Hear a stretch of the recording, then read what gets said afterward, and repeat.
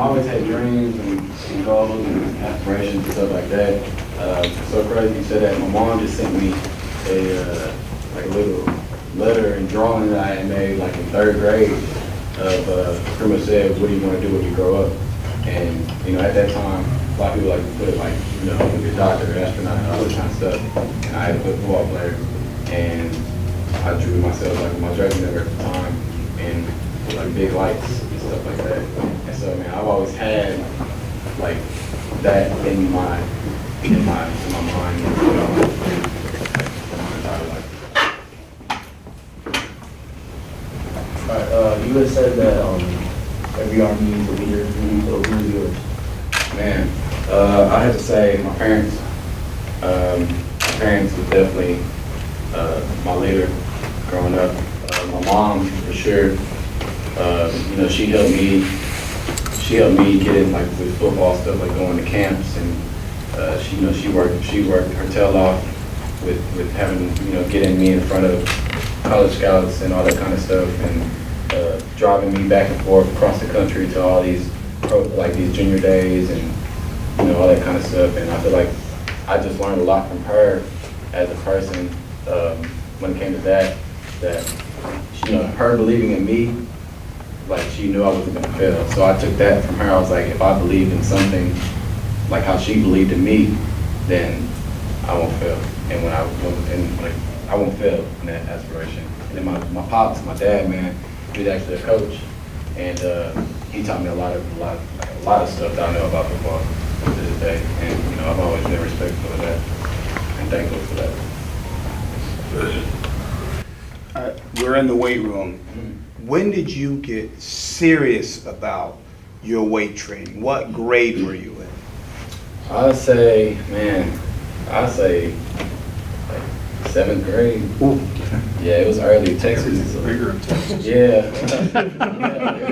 They don't waste no time. But 7th grade was probably when we first I was introduced to like not just like squats and stuff like powerlifting, like power clean and hang clean and all that kind of stuff. So snatch and all that, and then that's whenever I really started getting serious about that, and I've maintained like that same work ethic, I guess, because I had the blessing to go to a good middle school that provided a good strength and conditioning program during that time. So I feel like that kind of just molded me throughout my years. So you don't buy into this. They're in the 7th and 8th grade. They're still growing.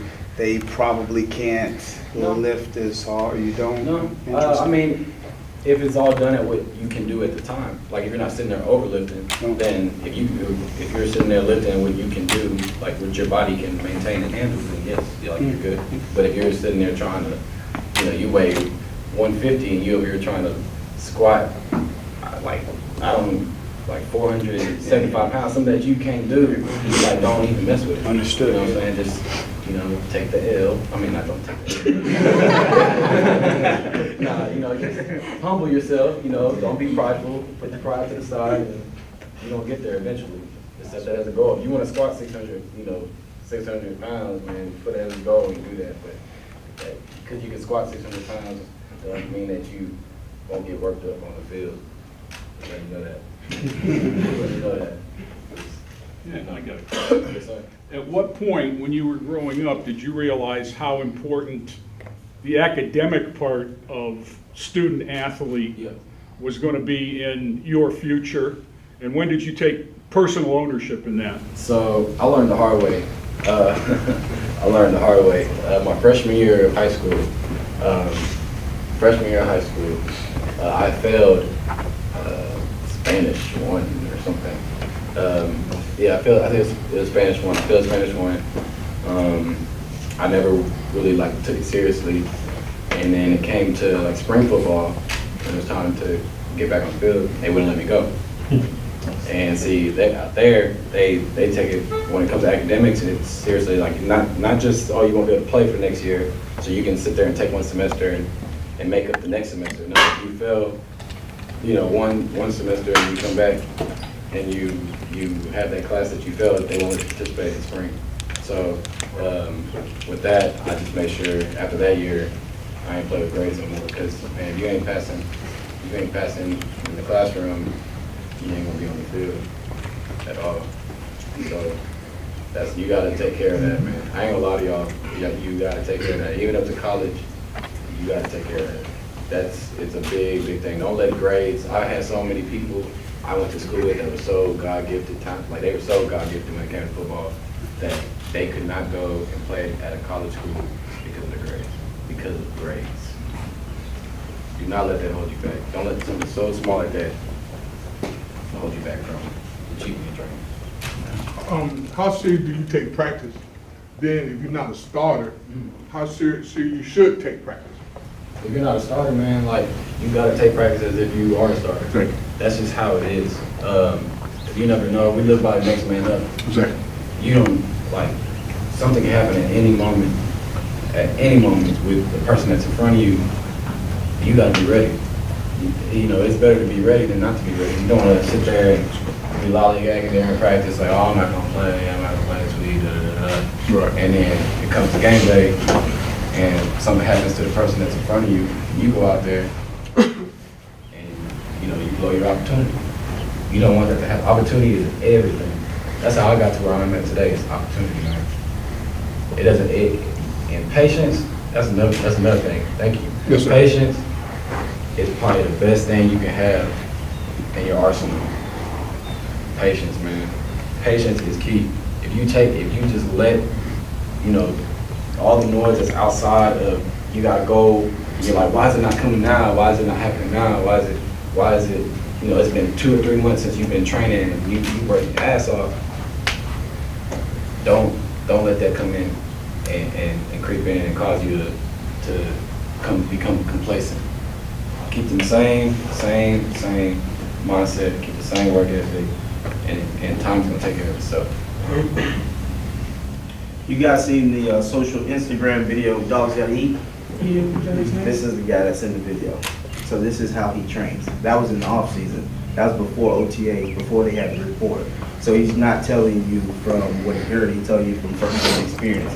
So the Dogs Gotta Eat originated with this guy right here, from his work ethic. What made you want to go to the Browns? What made me want to go to the Browns? It's easy, they wanted me. They wanted me, man. I'm not gonna lie. Whenever I was coming out of college, you know, everybody was looking at me like, okay, you went to a Big 3 school, you play quarterback, you trying to come into the league and play receiver. And I got the opportunity, and I mean, I showed out. When I got my opportunity, I was ready. I ran a really good time. I ran some really good routes. Everything that I had been working for, it all fell into place. And when I got that shot, man, I ain't look back. I did not look back. Have you played in the game yet? I played last year. I was active for the Ravens game. I didn't play, I was on IR. And then I played in the preseason. And Detroit was my first touchdown. Alright. So like, you don't Madden now? Yep. That's a good question. Yeah, I do. I mean, I kind of up my overall my ratings. I kind of up my ratings right now because they got the ratings for last year when I really wasn't like on the map. It really, I had, yeah, nah, it's a little higher than that.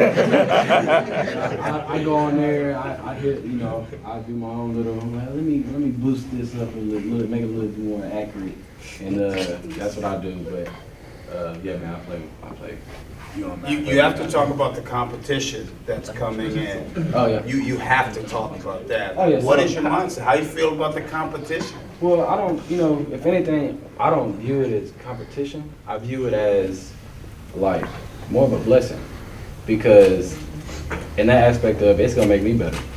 It's gonna make me work harder. It's gonna make me learn even more because I'm gonna pick his, you know, I'm gonna pick O-Brain, talking about Odell. I'm gonna pick his brain.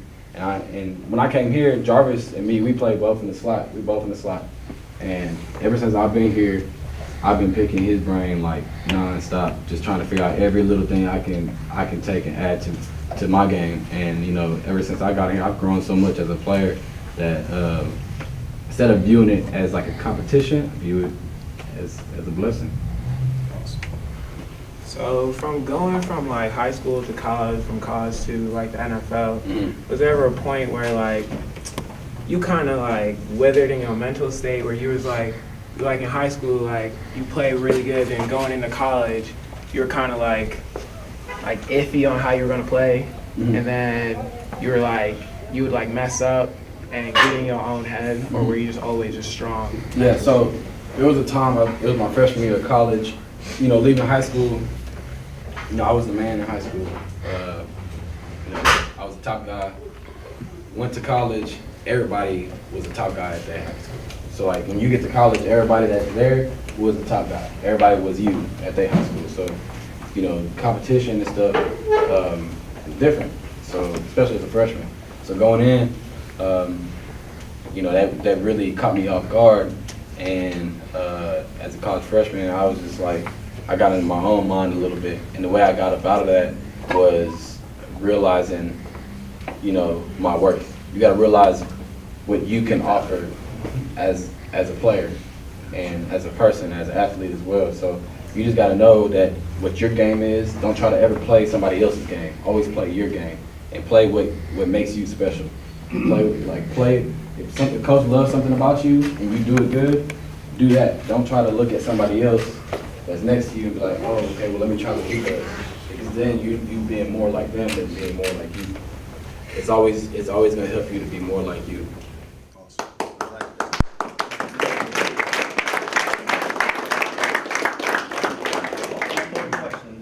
One more question. And last I got a question for you. Coming from the D3 level, baby, Yep. you know, playing in front of 100 people or how many people you get to see, you know, on Saturday mornings, how did you fight through that?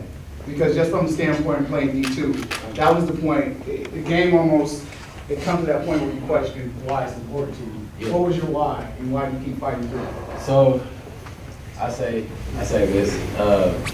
Start off with like, you know, playing at the D3 school I didn't play at. It was like the top tier that you could get. So like we had it was small little Texas town that it was at. So the games was always packed. And we always had it. When we went away games, that's when it would really set in. You'd be like, why? Like where are the fans at? Like, for real, that's how it was. And I feel like for me, my first year in D3 when I played, I was like, wow, it's like, what's going on? And then I figured out, you know, I'm not doing this that's when I really figured out, I'm not doing this for anybody else. I'm not doing this for the accolades. I'm not doing this for the you know, oh, you get a verified check on Instagram, like, you get the followers and all that, all the recognition. That's when I figured out I was doing it for myself and for the actual true love of the game. Like, I'm telling y'all, if any one of y'all in here is doing it for the wrong reasons, it will be exposed. You will be exposed. And I'm telling y'all right now, if you are not doing it for the true love of the game, you're not doing it for like, that you truly, genuinely love the game, I recommend you look into something else. Because it's a great game. It teaches you so much more than any other game can offer. It teaches you so much. And in life, football has taught me so much, and just life in general. So I'll leave y'all with that. So you didn't take your birthday off? No. Like when was your birthday? You Oh, didn't my take it birthday. off? That's funny you asked that. So I actually had a son born on my birthday, March 2nd.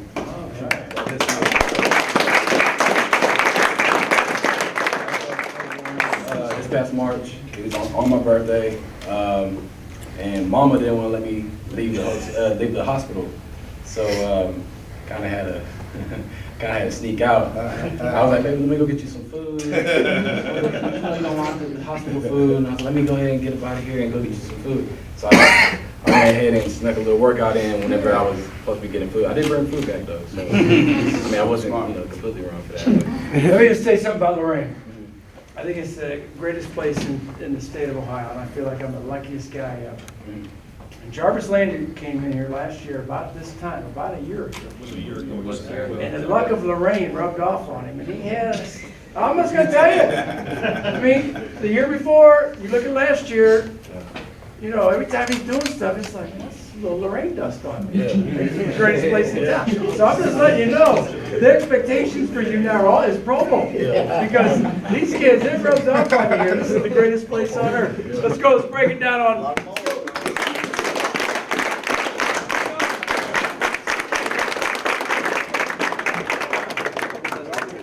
Time's on it. Time. Let me on 3, 1, 2, 3. Rack the chairs. Rack the clothes. Rack the chairs. Rack the chairs. Where's the queen?